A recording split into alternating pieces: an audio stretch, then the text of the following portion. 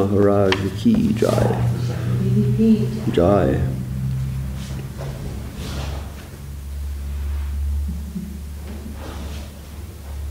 Okay.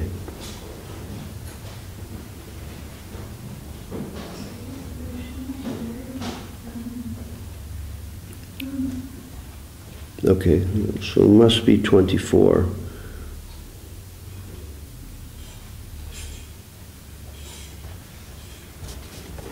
Okay, Sri Prabhupada Jivanamritam, Chapter 8, Surrender in Humility, Karpanyam, the Life Nectar of the Surrendered Souls.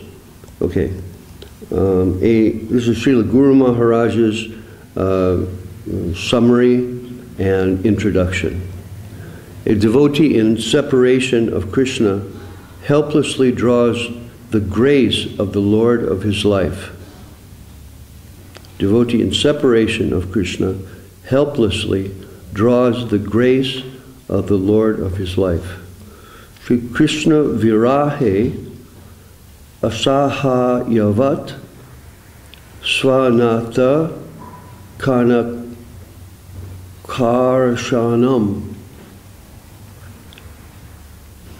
O Hari, O guardian of the shelterless, O one and only ocean of mercy, how will I pass my unblessed days and nights without a glimpse of you? Sri Bilvamangala Thakur.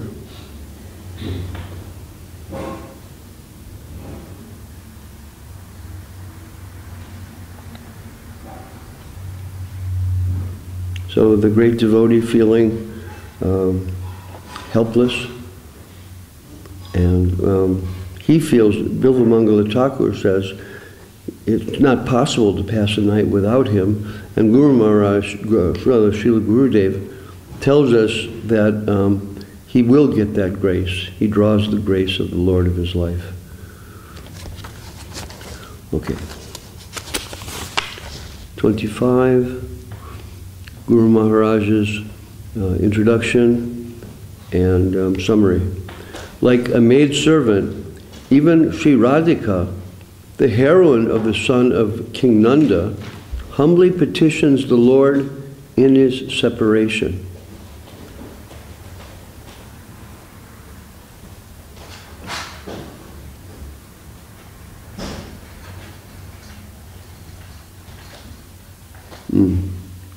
Okay. Brajendranandana Varahe Taj Jivitesvaraya Swayam Rupaya Api Danshivat Karpanyam. Karpanyam. Humbly petitions, I guess, is the translation. Virahe in separation. Swayam Rupaya. Petitions the Lord. Okay.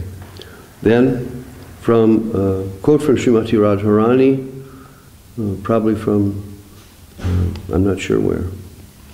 O Lord, my loving consort and dearmost hero, where are you? I am your poor maidservant. Please come to me. Srimati Radharani. So, here Guru Maharaj is giving us the final and ultimate high position of separation, and from which all of our feelings come from. Yeah, it's a fact. Sri Radhika, Srimati Radharani, in her divine love and devotion and dedication, and also separation and yearning and desiring, she gives out throughout all of existence the the qualities of the soul, the self. And while the nature of reality is Veda, Achintya Veda Veda, everyone is different. but at the same time, everyone is the same in that we're all receiving the qualities of our inner soul from Srimati Radharani. And we see even in this material world, the reflection of that is transposed onto selfish desire, but nonetheless, the actual emotions have direct similarity to the emotions of Srimati Radharani and her associates. So, what is it? Separation makes the heart dearer, something like that. Yeah. So people feel like that. The same kind of feeling, but it's imposed onto a temporary relationship, which ultimately is like destroyed. So the lesson of the material world is that we have to try to learn is that we can't take shelter of those temporary things, and we have to pray to be allowed to attain the shelter of the Lord. But simultaneously, as we've just heard from Bilvan Mangala Thakur, the feeling is that it just isn't going to happen. We're helpless, and we're going to die if he won't give the mercy. And like the Vaishnavas pray, how can I be alive? They actually think like that. So that this is our our aspiration and our hope that one day we'll come to that stage of necessary feeling of need for service association, but at the same time inability to attain to that. So anyway, this comes from right here. It's described. Guru Maharaj has brought us straight there to the origin. I am your poor maidservant. Please come to me. Hey Nata Ramana Preshta Kwasi Mahabhuja Dasyaste Kripaya Me Sake Darshaya Samnidhim. Samnidhim. Come to me. I'm your maidservant, Darshaya. Let me see you. Karpanyaya. So again, Radharani herself is saying Karpanyaya. I'm trying to surrender and have the necessity of your coming to me. Okay. The Guru Maharaj is bringing us a very high quotation, but at the same time very relevant because it pervades everything, and we can understand that the object of all of our impulses, feelings, everything in this world has an ultimate connection with the reality of the loving relation of Srimati Radharani and Sri Krishna. So we aspire for that position where we want only that, in spite of the fact that we're far, far away from that. Okay, Shri Prabhupada Jivanamritam ki jai. Shri Bhakti Rakak Sridhar Dev Goswami Maharaj ki jai. Okay, Shri Chaitanya Charitamrita ki jai. Shri Krishnadas Kaviraj Goswami Maharaj ki jai.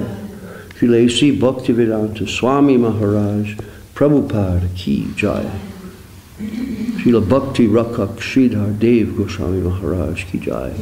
Shri Bhakti Sundar Govinda Dev Goswami Maharaj ki jai. Shri Bhakti Nirmala Acharya Maharaj ki jai. Shri Chaitanya Saraswati Mat Acharya Vrinda ki jai.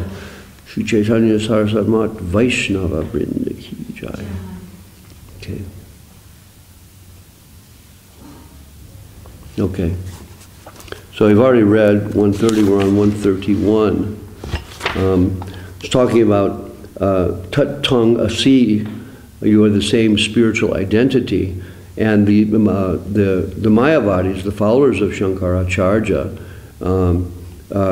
reject the Omkara based on this Tat Tong Asi, Soham. So it is us, so it is we, so it is I. So, no, yeah, that's what I mean. Aham, so it is I. Tat tvam asi. You are the same identity. So that Supreme Lord is the same identity.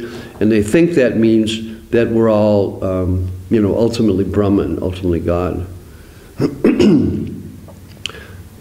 Sri Chaitanya Mahaprabhu clearly says, Mayavadi Krishna Aparadhi. They are the greatest offenders to Lord Krishna. Anyway, Prabhupada quotes from the Bhagavad Gita where Krishna says that the envious and mischievous are the lowest of mankind. So worse than the people who are kind of just living their lives, under the spell of illusion. These people are actually directly and offensively denying the position of the Supreme Personality of Godhead. Not only that, denying, but actually trying to destroy his transcendental form. That's their philosophy. So we strongly reject it and advise everyone not to ever read it, because it's like poison. Whether you believe it or not, it's going to take effect.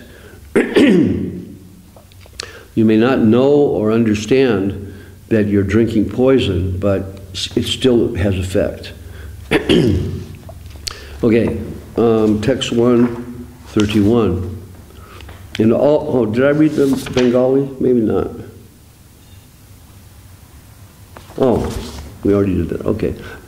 Right. Sarva Veda Sutra Kode Krishna Ra Abhidhana Mukhe Briti Chadi Koila Lakshana Vyakyana. We hear this Vyakyana a lot. Explanation. And Lakshana Vyakyana, indirect explanation. In the Vedic sutras and literatures, it is Lord Krishna who is to be understood, but the followers of Shankaracharya have covered the real meaning of the Vedas with indirect explanations. So Mahaprabhu is saying everything is straightforward in the literatures. It's not like there's some mysterious thing that's being alluded to. It's directly there saying, the personality of Godhead has a transcendental form. And then elsewhere it says he has a form, but he doesn't have a form. And, so ignoring the statement that he has a transcendental form and taking the statement that he has a form, but he doesn't have a form, they make indirect explanation that means that ultimately there's no form. He has a material form, but not a spiritual form. They twist it around by Lakshana Vyakyana.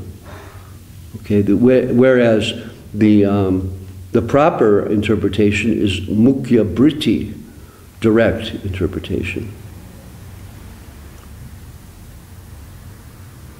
Okay. Then, purport. Ramayana, Puranas, and Mahabharata, from the very beginning, Adau, to the end, Ante Cha, as well as within the middle, Madhye Cha, only Hari, the Supreme Personality of Godhead, is explained. Vede Ramanyane Chaiva Purane Bharate Tata Adavante Chamadye Cha Hari Sarvatra Giyate. So only explained, only Bhagavan is explained. Only Krishna, the Supreme Personality of Godhead, in all those books, which are, the most well-known and popular all throughout India. But they've all been given an impersonal explanation. There's kind of been, an indirect impersonal explanation that's been imposed on top of them, claiming these are just, external manifestations of the Brahman. Maybe the highest manifestation, but nonetheless external. So, the Vaishnavas here, headed by Sri Chaitanya Mahaprabhu, strongly reject that. Okay, text 132. The self-evident Vedic literatures are the highest evidence of all But if these literatures are interpreted, their self-evident nature is lost. Swata pramana veda pramana shiromani. Lakshana karile swata pramana ti hani. So swata pramana, this is self-evident. And pramana, the evidence of the Veda, the Vedic literature, it's self-evident. It's to be seen as it is, like Srila Prabhupada told us. It is the topmost, Shiromani. But if these things are interpreted, lakshana, then it is lost. Hani, lost. This swata pramana, self-evidence, is lost.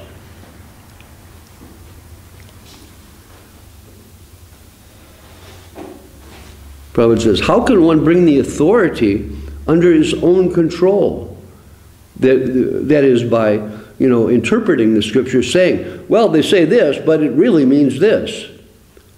And he says, this is a case of principis obsta, obstructing the principle, right? What was that word? Principis obsta. Must be. That's in English? It's Latin. You a Latin scholar, Didi? Yeah? Principis obsta. Obstructing the principle? Yeah, okay. You mean Latin from Rome? You know that? You know Latin from Rome? No, okay. Just checking. Okay. So, yeah, they're obstructing the real principle, Prabhupada says. So, text 133. The Mayavada school, giving up the real, easily understood meaning of Vedic literature, has introduced indirect meanings based on their imaginative powers to prove their philosophy. This is Mahaprabhu directly stating this. Introduce indirect meanings based on their imaginative powers. So the whole thing is imagined. And the problem is it's based on a principle, the principle of Brahman, where we all are Brahman, and we all have, migrated into this world through Brahman. And as best as I understand, we exit the world transiting through Brahman. So it's reality. But the misinterpretation of the reality, because it has some connection with the reality, it has some power, so it's very dangerous. Okay. So Prabhupada says there's a great need to present the real thing directly, so he's working on his Bhagavad Gita. E mata pratisutre sahajarta chardya gunarta vyakya kore kalpana koriya. Gauna arta, indirect meaning. Again, vyakya, explanation. So they're explaining it based on indirect meanings that are not sahaja arta, clear, simple meaning, like down to earth. Prati sutra, in every sutra. Okay, text 134. When Sri Chaitanya Mahaprabhu thus showed for each and every sutra the defects in Shankaracharya's explanations, all the assembled Mayavadi sannyasis were struck with wonder. Emate pati sutre karena dushana shuni chamatkara hoilana sannyasira gana. Gana, the whole group of the sannyasis, the Mayavadi sannyasis, chamatkara, they became struck with wonder. On what? Sunya, hearing of the the dushana, the defects in their thinking. Then 135, all the Mayavadi sannyasis said, Your Holiness, kindly know from us that we actually have no quarrel with your refutation of these meanings, for you have given a clear understanding of the sutras. So these guys were, they were diverted into Mayavadi philosophy by the explanation of Shankaracharya, and from there the explanation of his initial disciples who, distorted it even more. And they're just simply following. But when they hear the actual evidence clearly stated by Mahaprabhu, they're willing to accept. So these guys are, what did Srila Prabhupada call them?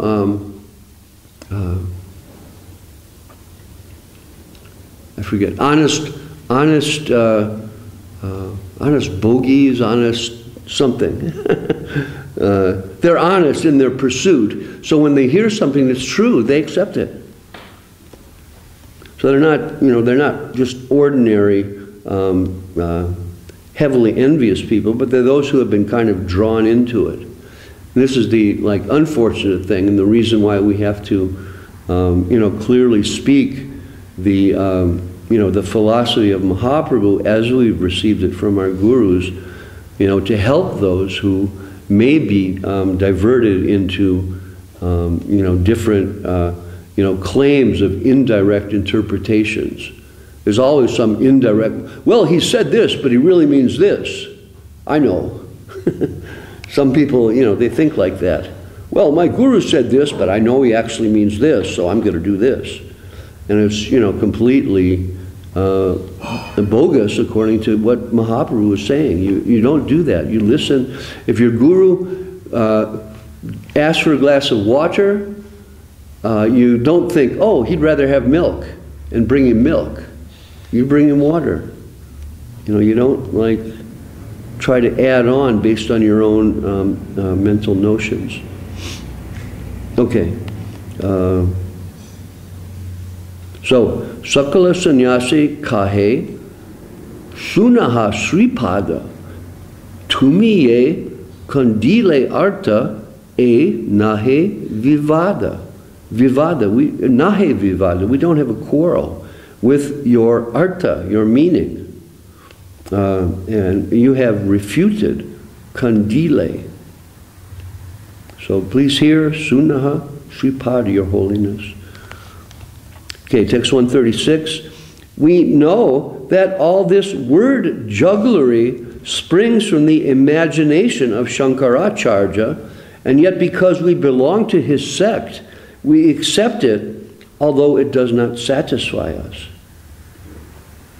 So this is the Mayavadi sannyasi speaking, and they're saying that, we're in his sect, we're following, but still it doesn't satisfy the inner desires that we have.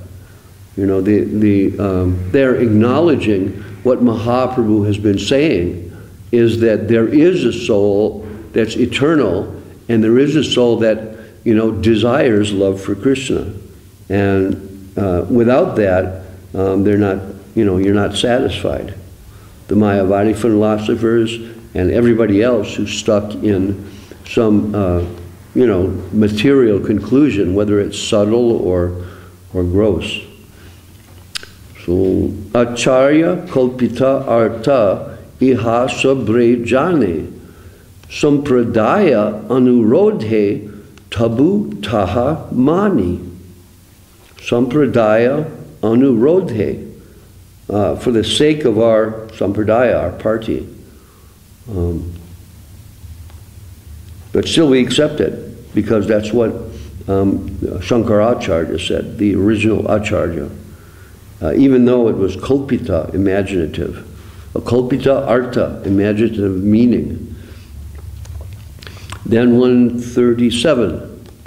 Now, let us see, the Mayavadi sannyasis continued, how well you can describe these sutras, Shri Radha, Girdhari, Ju Ki Jai, Gauranga Sundar Ju Ki Jai.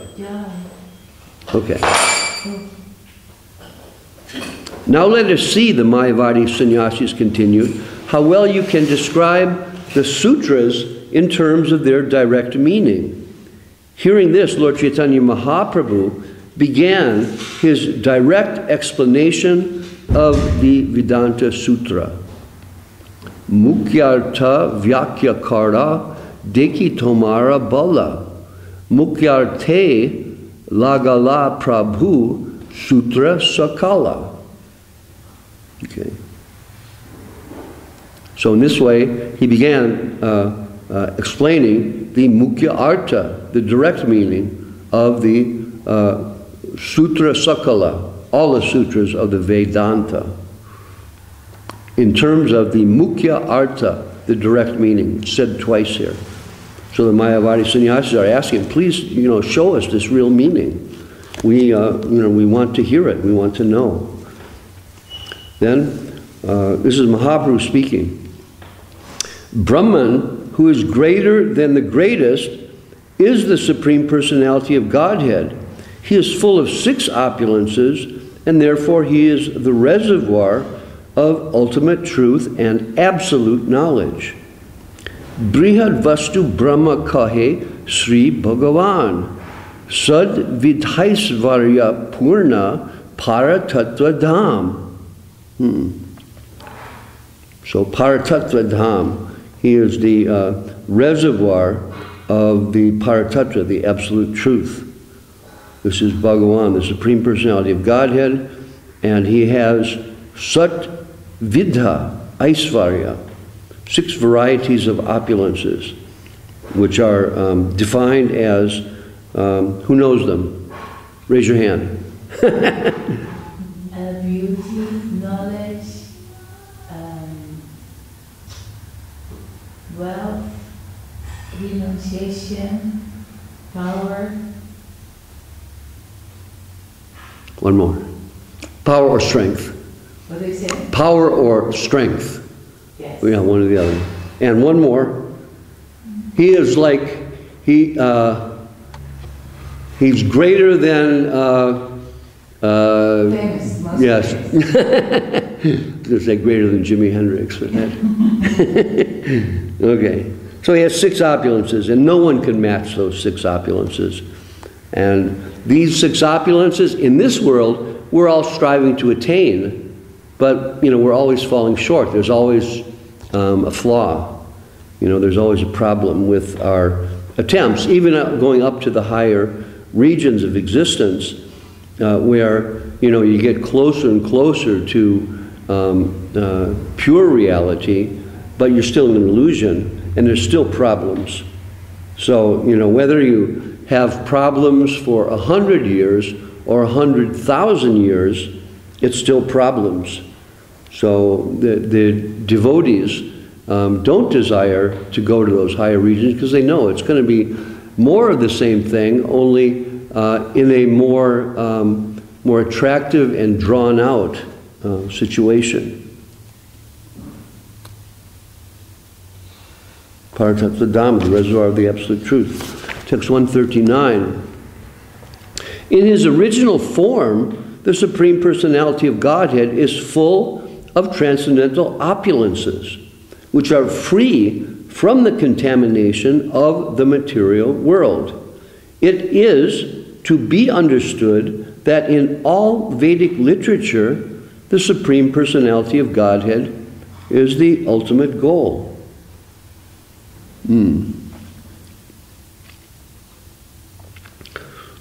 Swarup Aisvarya, the opulence of his form, Swarup, is Nahi Maya Gandha.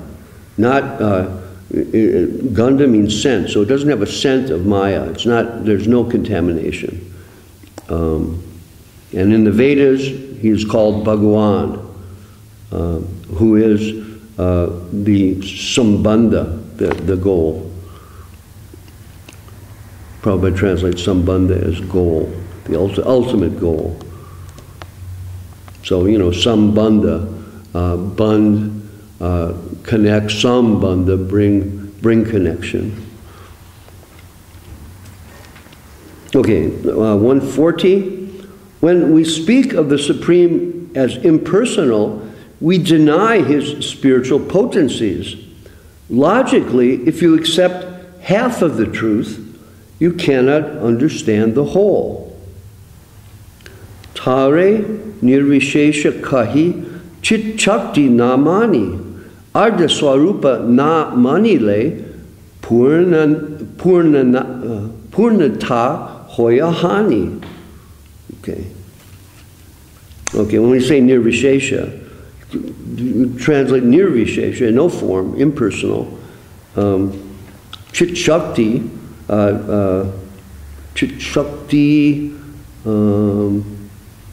Namani, we don't accept. We're taking only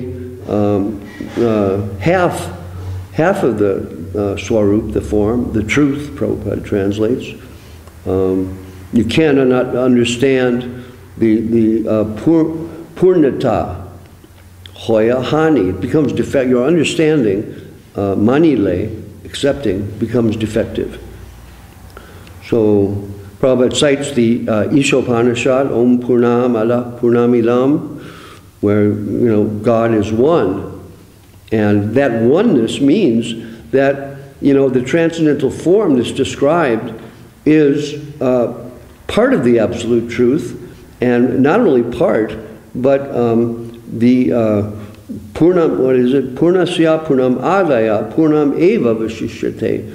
Something like the oneness can become many without sacrificing the wholeness of the one. In other words, there's an origin that is expanding out, and that origin remains the same. Exactly in line with Vaishnava philosophy. Bahunam janmanamante jnanavam mam prapadyante. One search for the absolute truth by dint of speculative knowledge becomes complete when one comes to the point of understanding Krishna and surrenders to him. It's the real point of knowledge. So Ramanujacharya in his Vedartha Samgraha indicates the real absolute identity must be understood in terms of both his knowledge and his characteristics. Simply to understand the absolute truth as full of knowledge is not sufficient.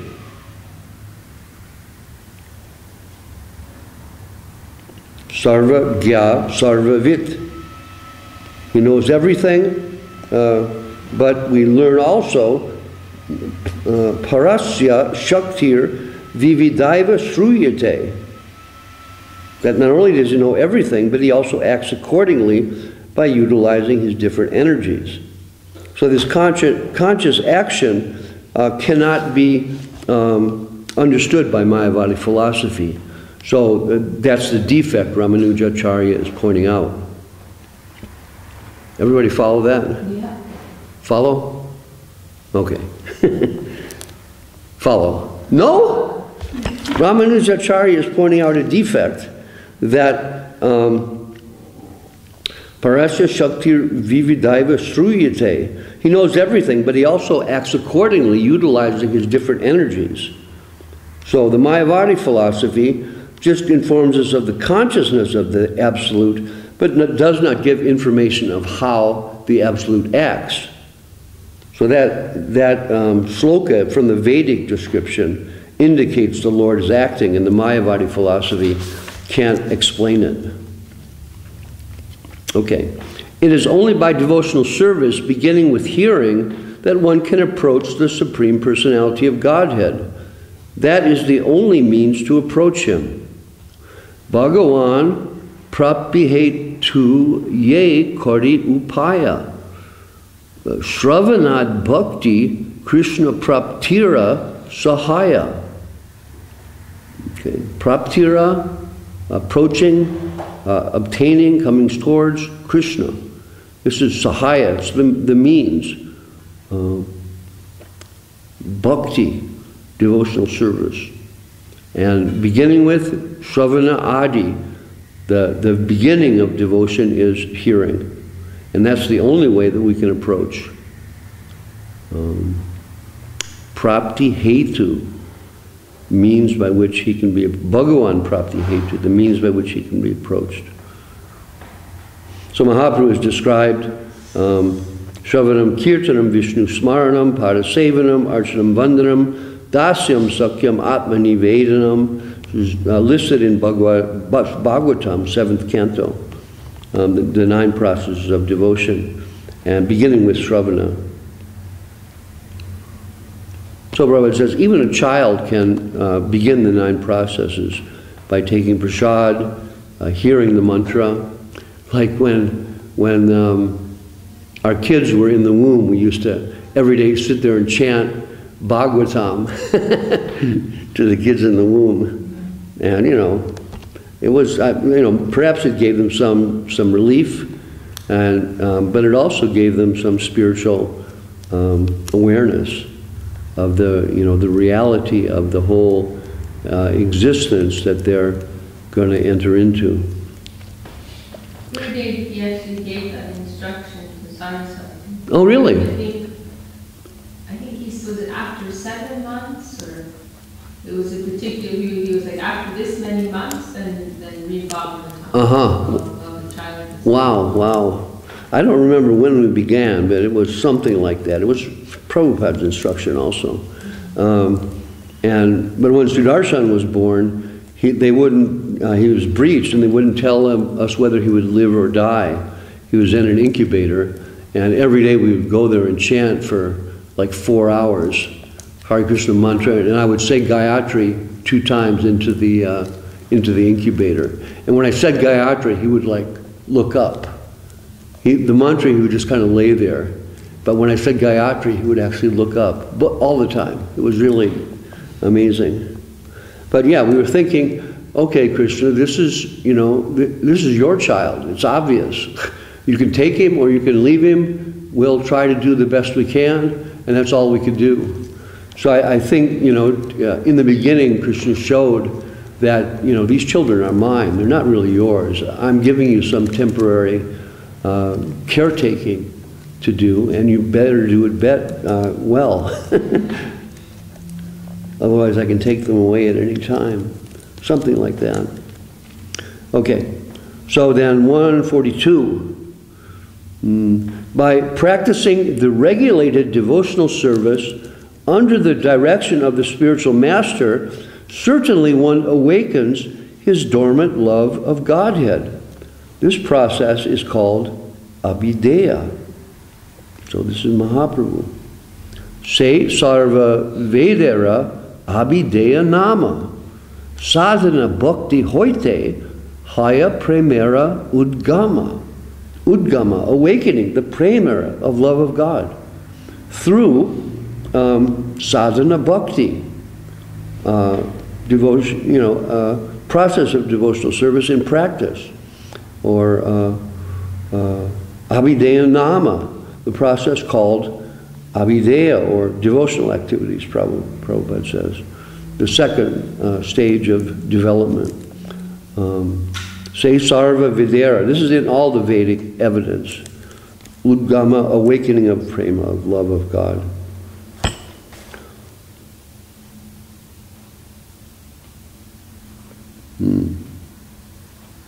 So the whole thing is centered around service to the lotus feet of the Lord and developing our consciousness gradually through transitional type practice, by exposure to the Maha Mantra, by exposure to devotional activities in which we learn to, try to give our hearts to the Lord. We gradually develop in love of Godhead, whether it's very quickly or very slowly, depending on the individual's degree of intensity and necessity. So Mayavadi philosophers very shortly fall down again to material activities due to their neglecting the lotus feet of the Lord. So it says they may merge, but they fall down again. That is called patantyadaha. And he mentions beyond abhideya, once one makes perfection in abhideya, then he enters into prayojana siddhi, or fulfillment of one's goal of life. And he ends with the statement of Prahlad Maharaj in the 10th canto, that people who think they are liberated but aren't engaged in devotional service of the Lord, they're certainly misled. Okay, and we'll do a couple more. 143. If one develops his love of Godhead and becomes attached to the lotus feet of Krishna, gradually he loses his attachment to everything else. Krishnara charane hoya yadi anuraga. Krishna binu anyatra tara nahi rahe raga. So raga, attachment, anuraga, to Krishna charana, the lotus feet. And then with this Krishna anuraga, binu, anyatra, without anything else, there is nahi rahe raga. There's no attachment for anything else. So it's a natural developmental process of becoming attached to Krishna and leaving behind the temporary material world. And it's progressive and developmental, and based on our engagement in devotional service and simultaneously learning how to confront the ego and remain engaged in devotional service. Prabhupada says the world is mithya, false. And when one develops an understanding of his relationship with the Lord, then that falsity becomes clearer and clearer. Okay, so the development of that devotional attitude in perfection is the aim of the Vaishnavas, and the aim of the Mayavadis is simply to get full knowledge and experience of Brahman and reach the goal of oneness. So he says it's just mental speculation. So 144, love of Godhead is so exalted that it is considered to be the fifth goal of human life. By awakening one's love of Godhead, one can attain the platform of conjugal love, tasting it even during the present span of life. Panchama Purushartha Se Prema Mahadana Krishnera Madhurya Rasa Karaya Asvadana. Asvadana, taste. The Madhurya Rasa Karaya Asvadana. This causes the transcendental taste of this high level of Krishnera Madhurya, conjugal love for Krishna. It is the Mahadana, the foremost wealth. And the Panchama, the fifth, Purushartha, goal of life. So there's four Purusharthas that are generally there in religious gradual life. Dharma, religiosity, based on, generally that means religiosity based on elevation to higher regions, leaving behind the temporary regions, development of the mode of goodness. And beyond that, in devotion, development of the pure mode of goodness. Sattva is goodness, Shuddha Sattva is pure goodness. Then economic development, artha, sense gratification, kama, and ultimately liberation, moksha. So devotional service is above these because it has nothing to do with motivated action, which the other four have. So this is the fifth Purushartha, and it's prema, it's love. So the most elevated Mayavadi can attain liberation, moksha, but Krishna Bhakti is transcendental to such liberation. So Prabhupada quotes the Bhagavatam, Dharma projita kaitavo tra paramo nirmat sharanam shatam Vedyam vastavam atra vastu shivadam tapa trayon mulanam.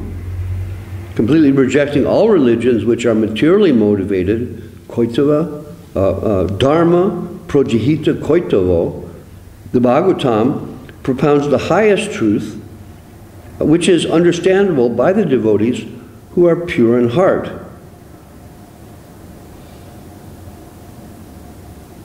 The Vedanta Sutra, the understanding of Bhagavatam and the Vedanta Sutra is meant for paramo nirmat saranam, those who are free of jealousy, enviousness.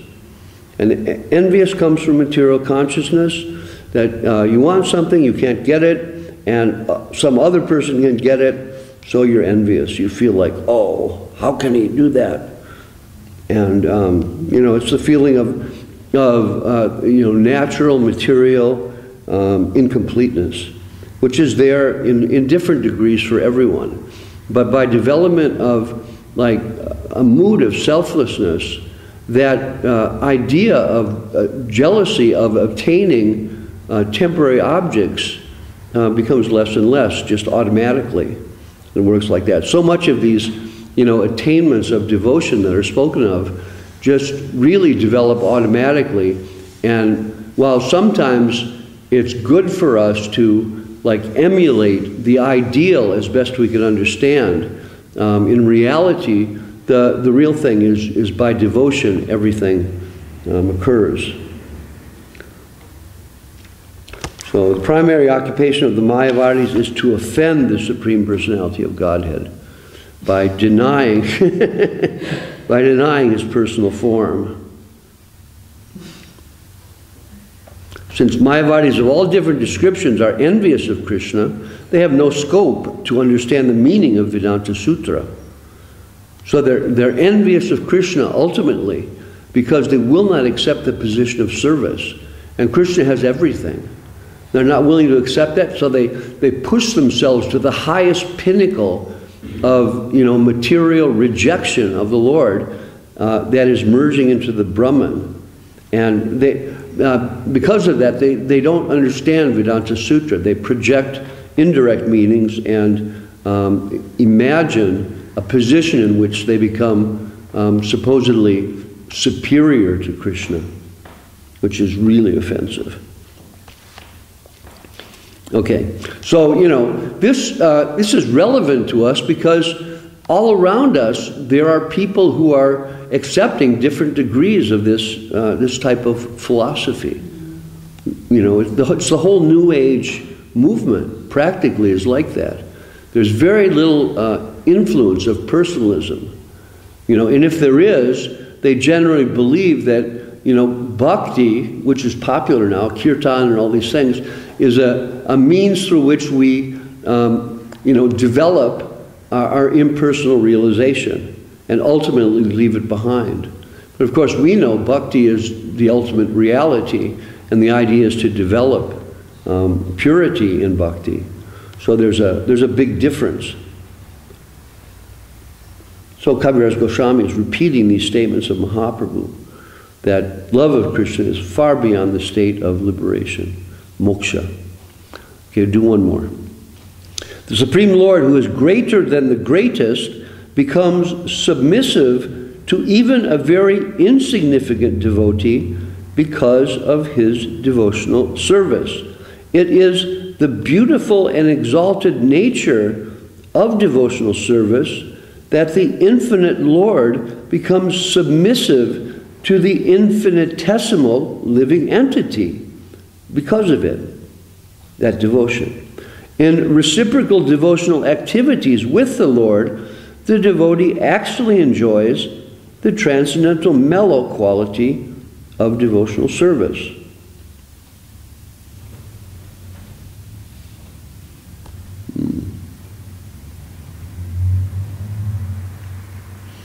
So Prabhupada quotes from Bilvamangala Thakur Krishna Karnamrita, where he says that mukti is unimportant and very subservient to the devotee.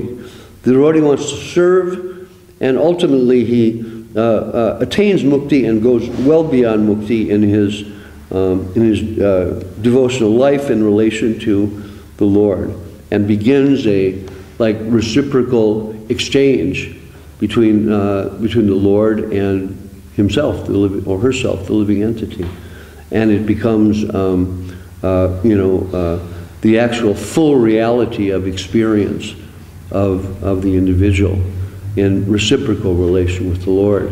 So if we look at it, this idea of reciprocal relation is, it's natural and it's necessary. Reciprocal relation in relation to the Lord ultimately, but also in relation to the Lord's devotees. We sadhu sangha, we develop our own devotional hearts by connecting with and learning from and reciprocally exchanging with the Vaishnavas in a mood of devotion, and we grow in that way. It's really something like, what is it, 90% sadhu sangha? Yeah, something like that. So it's really heavily important to become attached to the devotees in devotional life, and through that we become strengthened. Like Srila Prabhupada says, it's there in the Shastra too. When one stick is alone, it's broken very easily. When many sticks are together, you can't break them. So, devotional service, reciprocation, begins in this way. We reciprocate with the Lord in our arti activities and meditation on giving and surrendering and saying the songs that are given to us by our gurus, surrendering in that way before the Lord, and learning how to see in the environment the presence of the Lord everywhere. That, if Krishna is God, he has to be everywhere. He has to be behind everything. So we have to just also practice that in our devotional sadhana. In the middle stage, we need both. We need both the vidhi and the inner development of devotion that comes from, in many ways, but in a very important way, through perceiving Krishna behind everything in the environment. Whoever we meet, wherever we go, whatever happens, Krishna is arranging. And if we think like that, then things can become, gradually, it will become like a reciprocation. Krishna is doing this for me. How cool, how nice. Whether it's suffering or enjoyment or whatever. It becomes, the reality becomes in the reciprocal connection with Krishna and not with the experience itself. That's like even the kind of mystical siddhi people who want to develop different powers and who are probing inwardly. Generally they also say that a mystical experience is not for the experience itself, but it's for learning and growing and developing. So our experiences in Krishna consciousness simply lend to our reciprocal development, and they're subordinate to that, reciprocal development, to the extent that pain is mercy, pleasure is mercy, coming from above, and it's just not. It's not the main object. It happens or doesn't happen by Krishna's will, by the arrangement of our karma or whatever in this world. We have to gradually practice to contact things and, in people and the environment and stuff around us as, being arranged by Krishna. If we can remember that, then it's like freedom. Krishna is our friend. He's always with us. That's what we're told. And we kind of are able to see it in our in our gurus. That they're, you know, they've got, not necessarily directly Krishna, but they feel their guru is right there with them. And of course their guru is none different from Krishna. So we saw that in Srila Govinda Maharaj, we saw that in Srila Guru Maharaj, we saw that in Srila Prabhupada. Like full dedication to Krishna in the form of their guru. You know, emptiness, no desire for any return, but simply desire for service according to the order of the guru. And that was, Srila Guru Maharaj pointed out, that was Srila Swami Maharaj Prabhupada. His great strength was his, you know, emptying himself of everything except that one thing, that one sentence from Bhakti Siddhanta Saraswati Thakur. You know, why don't you go to the West and preach Krishna consciousness in English? Okay, so yeah, the devotee actually enjoys the transcendental mellow quality of devotional service. So we can't even imagine what that is in relation to our current experience, but we do here, even in relation to the, you know, relatively high experience of mukti, you know, complete freedom from the pain of the material world, that's nothing compared to what devotional service is. And, you know, we have to try to take that to heart and, you know, through our own practice and experience, understand it, that it will develop in that way. And, you know, like our gurus say, it's an inevitable process. If you set a, you know, snowball at the top of a hill, if you set it rolling down, it's going to reach the bottom. It's just a matter of the, you know, the weight and the density of the snowball and the, you know, the kinds of obstacles that are in front of it. Something like that. The example was given. Okay, so we're done. Any questions or comments? 1, 2, 3? No? Okay. Shri Chaitanya Charitamrita ki jai. Srila Krishna Das Kaviraj Goswami Maharaj ki jai. Srila A.C. Bhaktivedanta Swami Maharaj Prabhupada ki jai. Srila Bhakti Rakha Sridhar Dev Goswami Maharaj ki jai. Srila Bhakti Sundar Govinda Dev Goswami Maharaj ki jai. Srila Bhakti Nirmala Charja Maharaj ki jai. Chaitanya Saraswati Mat Acharya Vrinda ki jai. Sri Chaitanya Saraswati Mat Vaishnava Vrinda ki jai. Okay. Hari Haraya Nama Krishna Yadavaya Nama